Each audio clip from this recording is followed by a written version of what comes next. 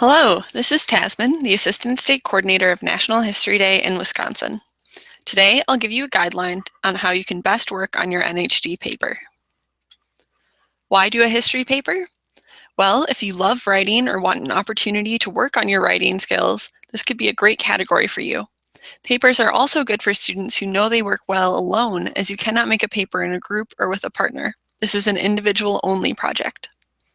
NHD papers are also great for less visual topics. Categories like documentaries, websites, or exhibits require quite a bit of visual material. If you're doing a topic that does not have many pictures, like an ancient history topic or a topic that just wasn't recorded very visually, it may be smart for you to write a paper. Think about what would make your paper successful. Good papers are engaging. This should be written like any other essay you would write for a history class, but keep in mind specific NHD criteria. You should connect to the theme throughout your whole paper. You should be able to highlight the research you've done in your writing, and make sure you have a strong thesis statement with clear organization. While working on your top project, be sure to keep the rules in mind. Historical papers must be between 1,500 and 2,500 words. That may seem like a lot, but after conducting your research, you'll have a lot to say. Most students have no trouble reaching that word limit, and many have trouble staying under it. Page 20 of the rulebook, which you can find online, has specific guidelines for papers, but be sure to also read the general rules that apply to all NHD students.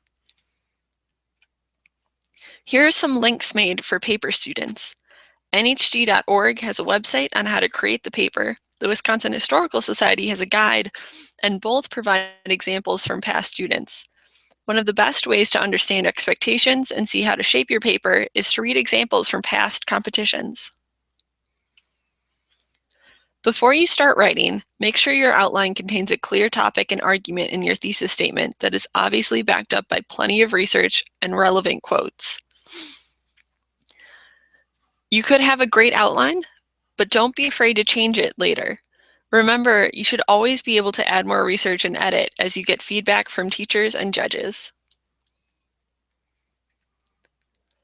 Your outline should include potential topic sentences that all link back to your thesis.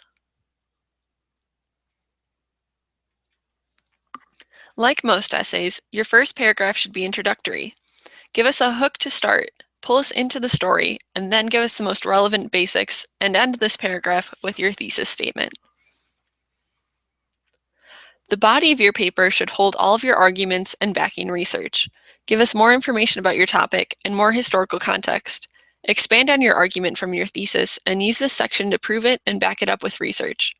Remember to tie in the theme words throughout the whole discussion. The annual theme should be woven throughout the paper, not just at the beginning or at the end. Weave it into your narrative. You could also consider talking about how your topic made an immediate impact. How did people at the time respond to it? This is a great way to bring in your primary sources. Similarly, you can talk about what the long-term impact of your topic was. Why is your topic significant now? Here you can show off your secondary research. These two ideas can fit anywhere in your paper. Finally, your conclusion should tie everything together. Don't introduce new ideas in your conclusion. You should have made all your points in the body paragraphs. This is just a place where you can remind us about the most important arguments and the evidence you used in your paper. Here, reiterate the arguments at the end from your thesis statement.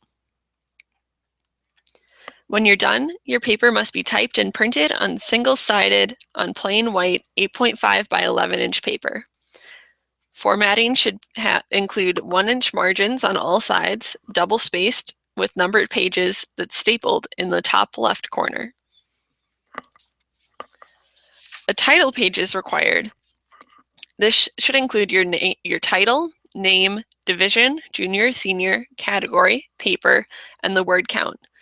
Don't have anything else on there except for this, like illustrations or your school name. Also, don't hand in your paper covered in a binder or a plastic slip, just with the staple. Here's an example of how your cover page and paper should be formatted. As you can see, the cover page does not list the school that the student attended or where they're from or have any extra markings or illustrations. Just has the title, the name, division, category, and word count. You can also see the staple in the top left corner.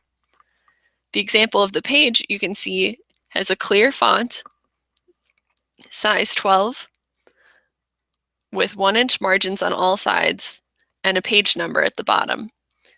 You can also see their clearly formatted citations. This example is from Anna Stoneman from Wisconsin, who won first place at nationals for her paper, Socialism with a Human Face. You can read this whole paper online from the Wisconsin Historical Society. Now that we've gotten the basics, here are some helpful tips. Be sure to double, triple, quadruple check for any errors. Do not use contractions, words like don't, wouldn't, should, he'd, etc. The paper should be written in a formal tone, and things like contractions or using personal pronouns take away from that. It's always a good idea to have fresh eyes read your essay. Someone who isn't familiar with your topic or just haven't read your paper before can give you valuable feedback on whether there's anything that's confusing, if your argument is clearly argued, and if there's a good flow to your essay. Finally, remember to keep up with your citations. Citing your work as you go rather than all at once is much easier than trying to do it all at the end.